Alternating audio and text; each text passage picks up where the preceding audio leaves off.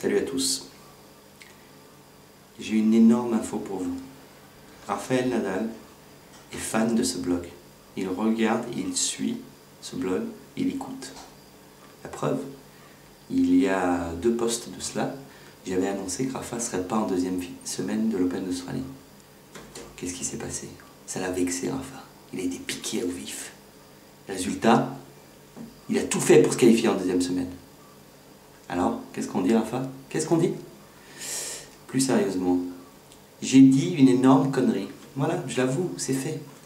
Mais je ferai encore plus. Je vais me faire pardonner en mettant ma vie en jeu. Pour vous, les internautes de We Are Tennis. La prochaine anecdote sur l'Open d'Australie que je vais vous raconter, je vais vous la raconter dans des conditions particulières. Je vis à Marseille, nous sommes à Marseille actuellement. Et je suis supporter du Paris Saint-Germain. Je vais vous raconter l'anecdote sur Nicolas Mahut, tout en m'exposant en pleine rue marseillaise, couvert de mon maillot du PSG. Allez, on y va.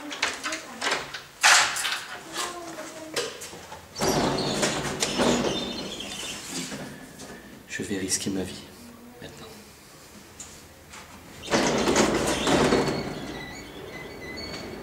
Allez, je vais vous raconter l'histoire de Nicolas Mahut qui a atteint un 3e tour de Grand Chelem, ce qui n'était pas arrivé depuis longtemps. Il a atteint l'Open d'Australie donc, et a eu le droit de jouer Novak Djokovic. Évidemment, quand on joue Novak Djokovic, on joue sur la Rod Laver Arena. Et donc, Nicolas Mahut, pour son anniversaire quand même, samedi dernier, a eu le droit d'affronter le numéro 1 mondial sur le plus grand court de l'Open d'Australie. Il s'est pris une volée, Nicolas Mahut. Il a quasiment pas marqué un jeu, il a dû gagner 1 ou 2 jeux, je ne me souviens plus. Et il s'est fait laminer. Bon, il était un peu amoindri.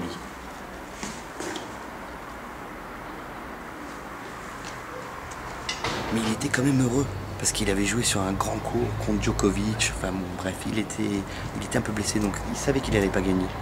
Après le match, comme c'était son anniversaire, à la conférence de presse, le tournoi lui a apporté un gâteau d'anniversaire.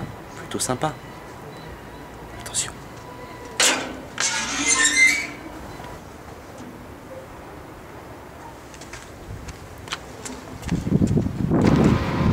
Qu'est-ce qui s'est passé? Mahut, après sa conférence de presse, il est descendu en salle de presse et est allé partager son gâteau d'anniversaire avec la presse française.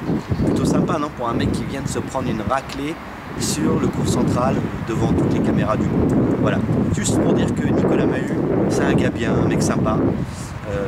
Et voilà. Et moi, je l'expose. Je n'ai pas peur.